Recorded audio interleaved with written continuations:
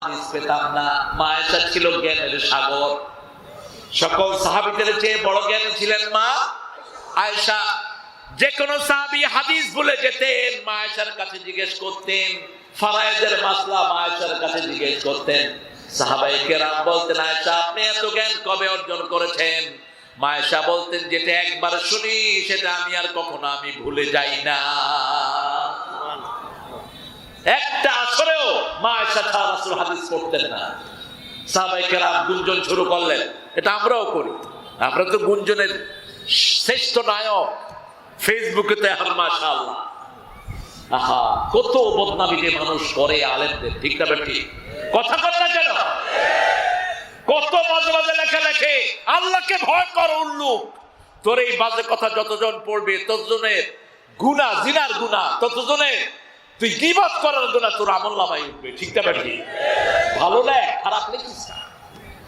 একজন আলেম কোরআন থেকে কথা বলছে, তার নামে উল্টা পাল্টা লেখে, আসরা নাই? এবার রাসূল সাল্লাল্লাহু আলাইহি ওয়াসাল্লাম বললেন, শুনো, তোমরা মনে করতে পারো আমি বিবির জন্য বসে থাকি, ব্যাপারটি তা নয়। গত এক সপ্তাহ আগে আমি কি কি হাদিস পড়েছি কে কে বলতে পারো? বলো। কেউ দুইটা, কেউ তিনটা, কেউ চারটা। এবার রাসূল বললেন, ও হুমায়রা তুমি বলো।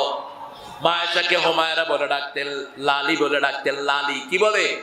লালি, লালমণি বলে ডাকতেন, ঈশ বলে ডাকতেন, ছোট্ট অক্ষর ঈশ।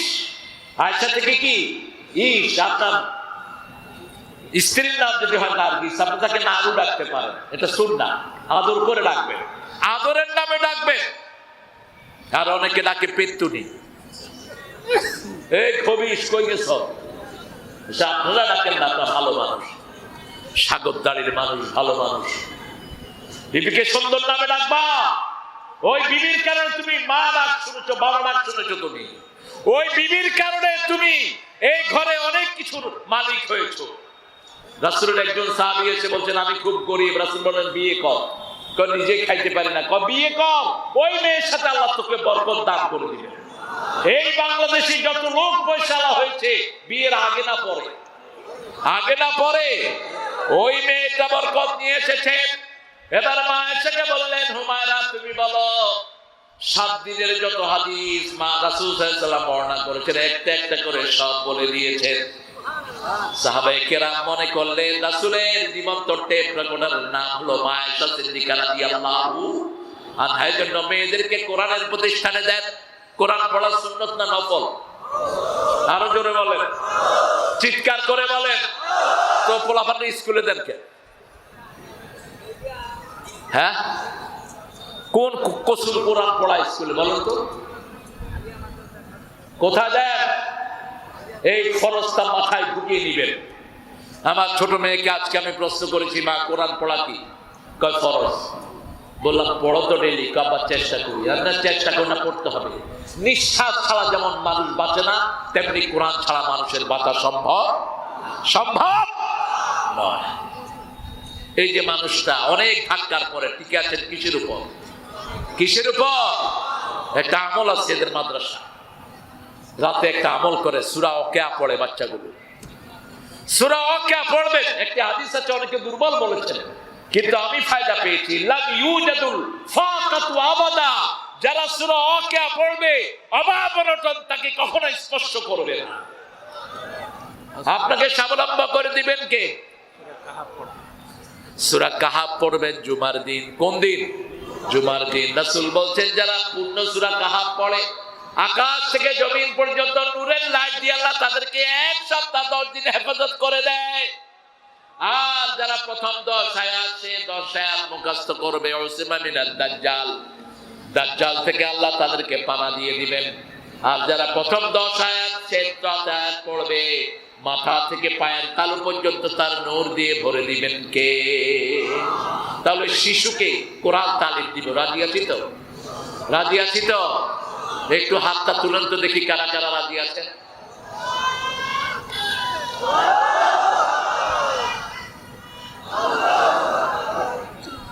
আল্লাহ হাতগুলো কবুল করে। বলেন, আর চিৎকার করে বলেন আমি। কোন শিশুর গায়ে হাত তুলবেন না। মাদ্রাসায় শিশুদেরকে মারা হয় কি হয় না? কথা কম। স্কুলে হয় না? তো কোথায় হয় না, কোথায় হয় না? আমাদের দেশের বাচ্চাদের মতো ব্রেনি বাচ্চা দুনিয়ার কোথাও নাই। এবারও সারা দুনিয়া হাফেজদের মধ্যে ফার্স্ট হয়েছে কোন দেশ? আরো জোরে বলেন। তো এই বাচ্চাদেরকে হাফেজ দিবেন না, দিবেন কোথায়? আপনার ছেলে এমএ পাস করে কয় পয়সা দিবে আপনাকে? ওই পোলা, কি নাম ছেলেটার? তাকরির। কত টাকা পেয়েছে জানেন? শুধু কোরআনে ফার্স্ট হয়েছে, ওখানে পেয়েছে 50 লক্ষ টাকা। এরপরে হাদিয়া তো আছেই। এক পোলা দিয়েই ওর বাপ পয়সা, আলহামদুলিল্লাহ। কোনটার অভাব এখানে? আজকে থেকে আমরা শপথ দিব, আমাদের শিশুদেরকে আমরা কোরআনের মাদ্রাসায় দেব। রাজি আছি তো? কোন শিশুর গায়ে আমরা হাত দেব না। এবার আসেন, রাসূল সাল্লাল্লাহু আলাইহি ওয়াসাল্লাম 17 বছর বয়সে দল করেছেন। একই মানুষ মোট 46 বছরের জীবন। কত বছর?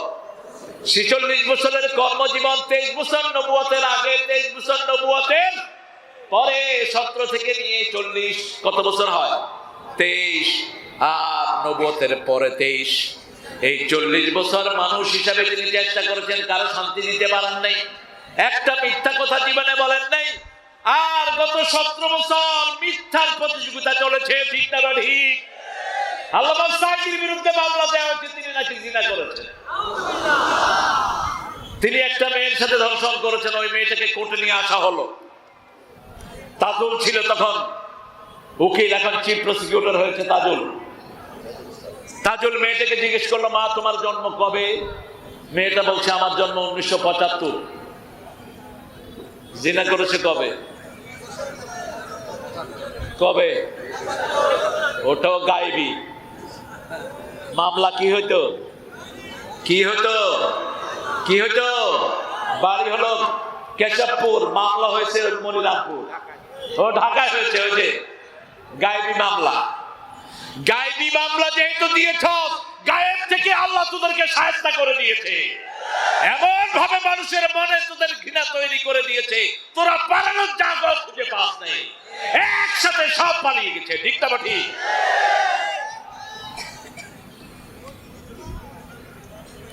ওই তাজুলকে ধরে নিয়ে এমন পিটানো হয়েছে, তাজুল 2 বছর প্র্যাকটিস করতে পারেনি। 2018 সালে তাজুল আমেরিকায় গেল, আমার সাথে দেখা। সেখানে আমি বলছিলাম, কি অবস্থা তাজুল তোমার? বলছে সারা শরীরে মায়ের দাগ। এরকম মিথ্যা মামলা হাজার লক্ষ আছে না নাই? তোমরা যারা মিথ্যা মামলা দিয়েছো তোমরা শেষ। যাদের নামে দিয়েছো তাদের সব গুনাহ মাফ করে দিয়েছেন কে? শপথ নেব আমরা মিথ্যা কথা বলবো, মিথ্যা দল করব। যেই দলে কোরআন নাই ওটা মিথ্যা দল, যেই দলে কোরআন নাই ওটা মিথ্যুকদের কথা। কোরআন আছে যেখানে সত্য আছে, কার কথা? মান ক্বালা বিহি সাদাক। এই কোরআন দিয়ে কথা বলে যে সে সত্য কথা বলে। ওমান আমিলা বিহি উজরা মান হাকামা বিহি হুদিয়া ইলা সিরাতিন মুস্তাকিম। এই কোরআন দিয়ে যে আমল করে তার আমলনামা সওয়াবে সওয়াবে ভরপুর হয়ে যায়। সর্বশ্রেষ্ঠ জিকির কাকে বলে? জোরে বলে। কোরআনকে জিকির আছে যেখানে আমরা যাব, একটা সূরা পড়লে 10 পারা সওয়াব। কোন সূরা? কুল হুয়াল্লাহু আহাদ। এরকম কোন জিকির কি আছে? একটা জিকির করলে 10 পারা সওয়াব আছে কোন জিকির? এইজন্য যখনই সুযোগ পাবো পড়বো কুল হুয়াল্লাহু। জোরে পড়েন, কুল হুয়াল্লাহু আহাদ আল্লাহুস সামাদ লাম ইয়ালিদ ওয়া লাম ইউলাদ।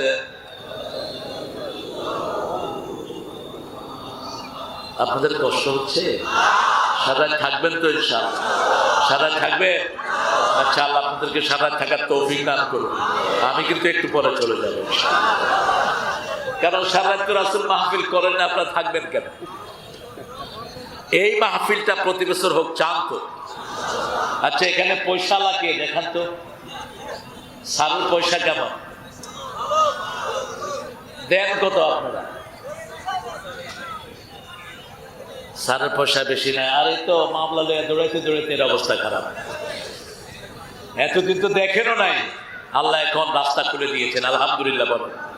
কালকা ঢাকায় মাহফিলে ছিলাম, এক একজনের 50টা 60টা 70টা করে মামলা। আচ্ছা বলেন তো, একজন লোকের 50টা মামলা হলে হাজিরা দিতেই তো যাচ্ছে, ঠিক না ভাবি? ও চলবে কেন? আমরা প্রত্যেকেই, আমি দাবি রাখছি আপনাদের উপর, এমন কোন ভাই এবং এমন কোন বোন আমরা থাকবো না যারা কিছু না কিছু মাহফিলে দিব না। রাজি আছি তো? রাজি আছি তো? কি এটা বাংলাদেশের আদর্শ পরবর্তী ইসলামী রাষ্ট্রের কি? এটা ব্যক্তিগতভাবে জেনে নিয়ে না। আমরা ইসলামের রাষ্ট্র চাই, এতটুকুই, ঠিক না ঠিক? আমরা ইসলাম চাই। কি চাই? কোরআন চাই। চান তো? কেউ যদি বলে আমি কোরআন চাই না, ও মুসলমান হইতে পারবে না। রাসূল কোরআন দিয়ে দেশ চালিয়েছেন, আমরাও কোরআন দিয়ে দেশ চালাবো, ঠিক না ঠিক? আল্লাহ তৌফিক দান করুক। বলেন আমিন। আরো চিৎকার করে বলেন আমিন। এবার রাসূলের ব্যাপারে আল্লাহ চূড়ান্ত কথা বলছেন। সূরা আহজাবের 21 নম্বর আয়াতে আল্লাহ বলছেন, লাকাদ কানা লাকুম ফি রাসূলিল্লাহি উসওয়াতুন হাসানা লিমান কানা ইয়ারজুল্লাহা ওয়াল ইয়াউমাল আখির ওয়া যাকারাল্লাহা কাসীরা। কার কথা? জিহাদ করতে রাজি আছেন তো? জিহাদ তো শুরুই হয়নি, ওই শয়তান তো সব পালিয়ে গেছে। কারা কারা জিহাদ করতে রাজি হাত তুলে দেখায় দেন।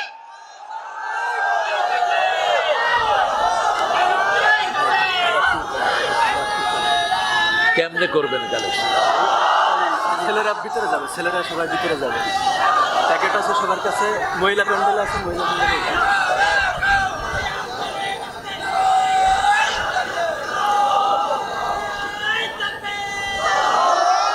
আপনাদের তাকবীর গুলোতে আমি খুশি না। সবাই বসেন, যারা উঠতে চায় এদেরকে বসায় দেন। অনেক দূর থেকে অবশ্য অনেক ভাইরা এসেছেন।